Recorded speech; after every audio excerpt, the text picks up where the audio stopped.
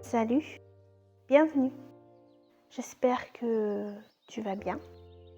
Es-tu une personne qui fait plusieurs choses à la fois ou peut-être que tu changes souvent d'intérêt ou de passion jusqu'à même mettre en péril ta vie professionnelle? Je pense que cette chaîne pourrait t'intéresser. Je suis Magdalena Ocete, une multipassionnée.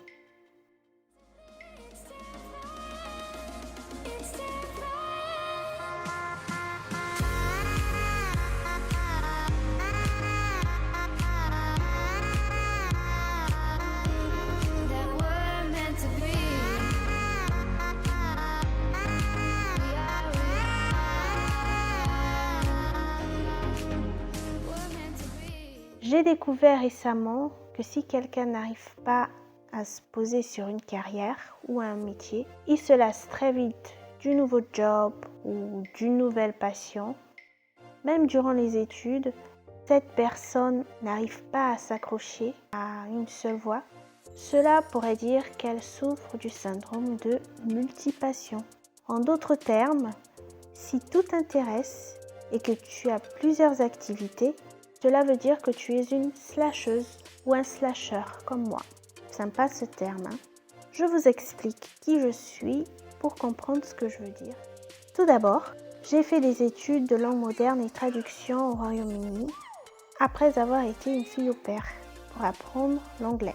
Puis, j'ai travaillé en tant qu'affréteuse de transport pour une entreprise de logistique. Ensuite, j'ai profité d'une formation très brève pour bosser en tant qu'assistante manager. Mais honnêtement, je n'ai pas trop aimé. Après, j'ai été embauchée par un distributeur automobile multimarque. J'y suis restée 5 ans. J'ai d'abord été commerciale, puis j'ai eu le poste de spécialiste marketing. C'est vrai, j'ai appris beaucoup de choses intéressantes. C'est un succès d'avoir tenu toutes ces années dans la même entreprise. Mais il faut savoir qu'en même temps, j'ai suivi une formation de coiffure. Pourquoi? Parce que j'ai eu souvent des surprises avec mes cheveux, comme ils sont bouclés et je suis métisse. Alors imaginez. Après ces 5 ans, j'ai souhaité relever de nouveaux défis en travaillant dans la RH et la comptabilité.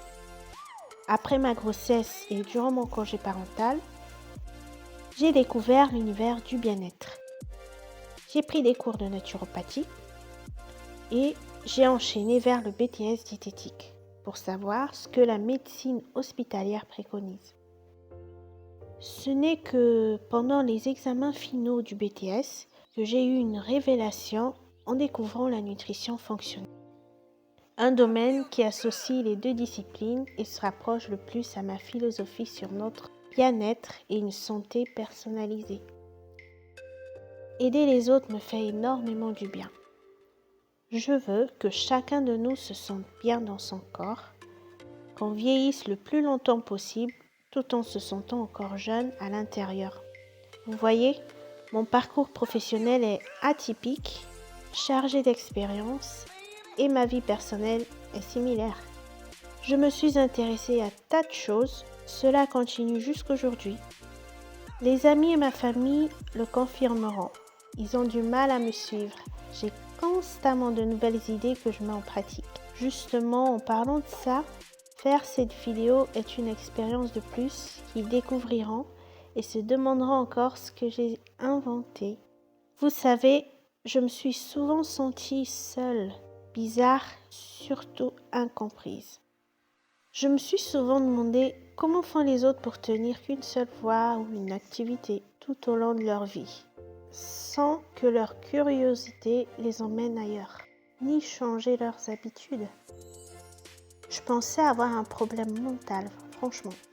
C'est en fouillant sur Internet que je suis tombée sur quelques articles, reportages et vidéos présentant des journalistes et d'autres personnes de différents métiers qui, eux, arrivaient à joindre tous leurs intérêts dans leur vie professionnelle.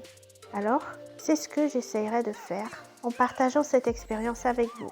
Et comme je débute, je vous demande s'il vous plaît d'être délicat dans les commentaires. Si tu te reconnais dans ma façon de vivre, dans ces termes, je t'invite à partager ton histoire.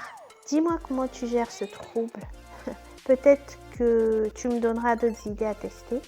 Je me sentirai enfin moins seule dans cet univers. Merci beaucoup pour ton temps et à bientôt.